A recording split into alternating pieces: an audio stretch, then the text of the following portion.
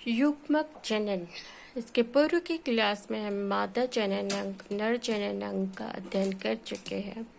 आज हम युग्मक जनन गैमेटोजेनेसिस का अध्ययन करेंगे। लैंगिक जनन में दो लिंग की आवश्यकता होती है और दो युग्मक का निर्माण होता है, इसलिए युग्मक जनन की क्रिया भी दो प्रकार होगा। एक है मेल गैमेटोजेनेसिस और दूसरा है फीमेल गैमेटोजेनेसिस। मेल गैमेटोजेनेसिस शुक्राणुजनन, फीमेल गैमेटोजेनेसिस अंडाणुजनन कहलाता है। गैमेटोजेनेसिस की क्रिया जैसे ही किशोर अवस्था का आगमन होता है, गैमेटोजेनेसिस की क्रिया स्टार्ट हो जाती है। 11 से 13 वर्ष की आयु में युग्मक जनन की क्रिया स्टार्ट हो जाती है, किशोर अवस्था में स्टार्ट हो जाती है। तो शुक्राणु जनन की क्रिया किसे कहेंगे? शुक्राणु जनन की क्रिया, जब हम वृषण का अध्ययन कर रहे थे तो वृषण के अंदर बहुत से हमने सेमिनिफेरस टेब्यूल्स देखा, शुक्र जनन नलिका देखा। उसी शुक्र जनन नलिका के जनन उपकला में अर्धसूत्री विभाजन से शुक्राणु का निर्माण शुक्राणु जनन की क्रिया कहलाती है। फीमेल गैमेटोजेनेसिस अंडाणु जनन।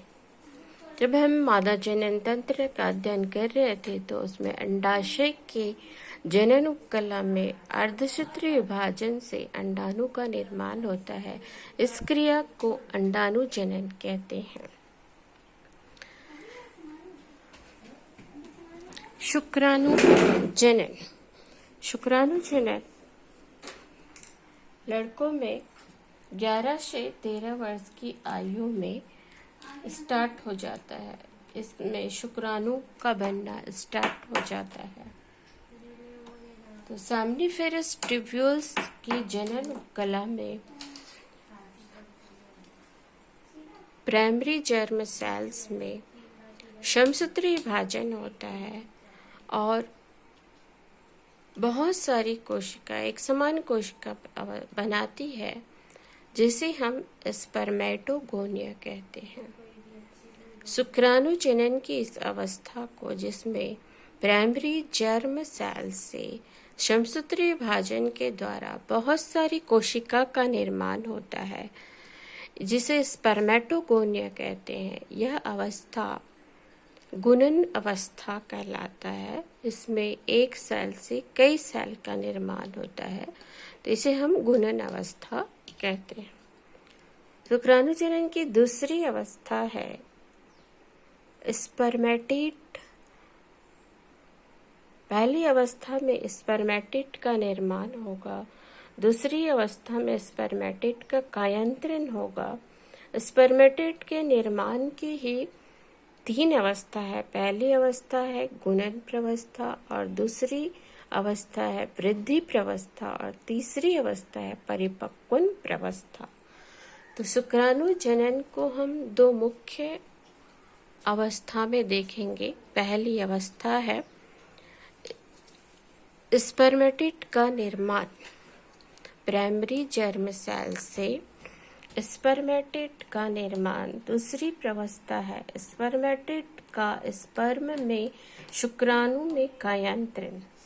तो स्पर्मेटिड के निर्माण की ही 3 अवस्था है। पहली अवस्था है गुणन प्रवस्था, दूसरी अवस्था है वृद्धि प्रवस्था और तीसरी अवस्था है परिपक्वन प्रवस्था।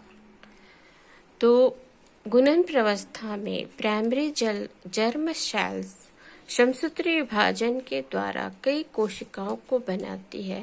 इन कई कोशिकाओं को स्पर्मेटोगोनिया कहते हैं। दूसरी प्रवस्था है वृद्धि प्रवस्था। इसमें से बहुत सारे स्पर्मेटोगोनिया में एक स्पर्मेटोगोनिया साइज में बढ़ जाती है, वृद्धि कर लेती है। इस प्रवस्था को वृद्धि प्रवस्था कहते हैं और ये साइज में बढ़ जाती है। इस रचना को हम प्राइमरी स्पर्मेटोसाइट्स कहते हैं। तो स्पर्मेटोगोनिया से किसका निर्माण हुआ? Primary spermatocytes. अब इस प्राइमरी स्पर्मेटोसाइट में जो साइज में बढ़ गई है, इसमें प्रथम विभाजन अर्धसूत्री होगा और उसके बाद जो विभाजन होगा वो समसूत्री होगा। तो प्राइमरी स्पर्मेटोसाइट में अर्धसूत्री विभाजन से 2 अगुणित कोशिका बनती है, जिसमें गुणसूत्र की संख्या आधी आधी हो जाती है, जिसे हम सेकेंडरी स्पर्मेटोसाइट्स कहते हैं। दूसरा विभाजन समसूत्री होता है और 2 सेकेंडरी स्पर्मेटोसाइट्स से 2 स्पर्मेटिड का निर्माण होता है। तो ये परिपक्वन प्रवस्था है। परिपक्वन प्रवस्था में प्रथम डिवीजन अर्धसूत्री और द्वितीय विभाजन समसूत्री होता है। प्रथम विभाजन से सेकेंडरी स्पर्मेटोसाइट्स बनता है और द्वितीय विभाजन से स्पर्मेटिड का निर्माण होता है। तो इस प्रकार प्राइमरी जर्म सेल से स्पर्मेटिड का निर्माण पहली अवस्था। दूसरी अवस्था है स्पर्मेटिड का कायांतरण। तो अचल स्पर्मेटिड का चल स्पर्म में परिवर्तन स्पर्मेटिड का कायांतरण कहलाता है। गोल अगुणित रचना जो है चल रचना में परिवर्तित होता है, जिसे ही हम स्पर्मेटिड का कायांतरण कहते हैं। स्पर्म में हेड होता है, नेक होता है एंड टेल होता है। 3 भागों में बढ़ जाता है स्पर्मेटिड गोल रचना। तो इस प्रकार स्पर्मेटिड का स्पर्म में रूपांतरण स्पर्मेटिड का कायांतरण कहलाता है। इस बाद में हम स्पर्म की रचना पढ़ेंगे। तो स्पर्म का निर्माण कहाँ हो रहा है? बहुत से सामनीफेरस टेब्यूल्स में के सर्टोली सेल में परिपक्व स्पर्म धसा रहता है और फिर वीर्य के साथ ये स्पर्म जो है शुक्र वृषण से अधिवृषण, फिर शुक्रवाहिका से शुक्राशय से स्खलन नलिका के द्वारा पेनिस से बाहर निकलता है, जिसे वीर्य सेचन कहते हैं। अब हम आते हैं अंडाणु जनन। तो अंडाशय के अंदर अर्धसूत्री विभाजन से अंडाणु का निर्माण अंडाणु जनन कहलाता है।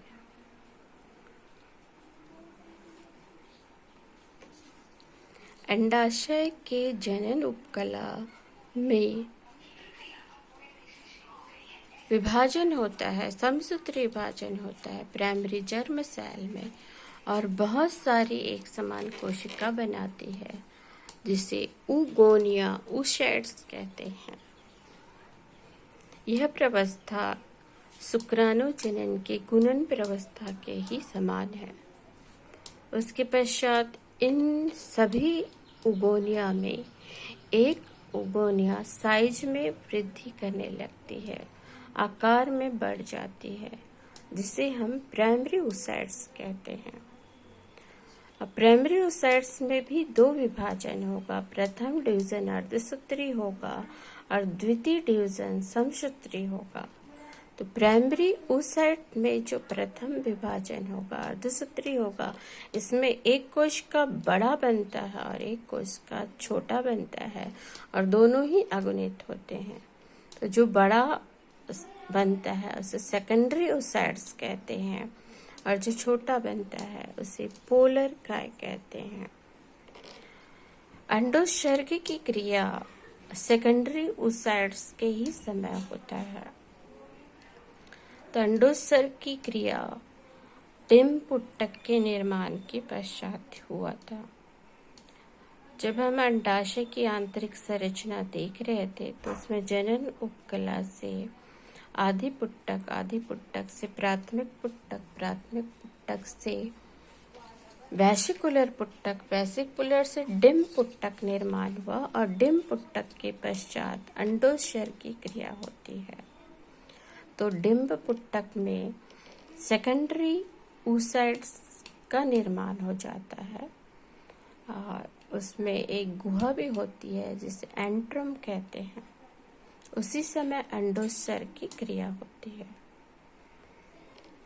अंडोत्सर्ग की क्रिया के पश्चात सेकेंडरी oocytes में भी और विभाजन होता है, समसूत्री विभाजन होगा और एक बड़ी कोशिका बनेगी और एक छोटी कोशिका बनेगी।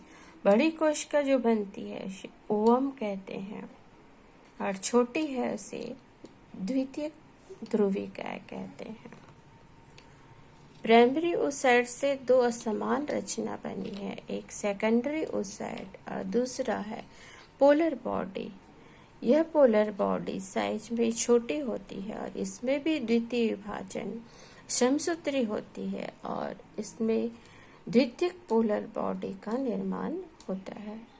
तो प्राथमिक पोलर बॉडी और द्वितीयक पोलर बॉडी, इसे भी हम सेकेंडरी oocyte से समसूत्री विभाजन से एक बड़ा और एक छोटा बना है। तो छोटे वाले को भी हम द्वितीयक पोलर बॉडी ध्रुवीकाय कहते हैं। तो इस प्रकार अंडाणुजनन की क्रिया में एक ही एग का निर्माण हो रहा है और शुक्राणुजनन की क्रिया में 4 स्पर्म का निर्माण हो रहा है। तो दोनों में अंतर है। स्पर्मेटिड अचल रचना है, लेकिन उसके बाद पूर्ण रूप से भिन्न चल रचना का निर्माण होता है। यहाँ पर सेकेंडरी oocyte भी अचल है और ओवम भी अचल है। तो भिन्नता इसमें कम है, इसमें बहुत भिन्नता है। दोनों में अंतर है कि ओवम जो है वो अचल है, स्पर्म जो है चल है। स्पर्म के 3 भाग है, हेड, नेक एंड टेल, और ओवम के एक ही भाग है। ये 3 भागों में विभक्त नहीं है। और असमानता में इसमें ध्रुवीकाय का निर्माण नहीं होता है। अर्धसूत्री विभाजन के समय दोनों कोशिका एक समान होती है।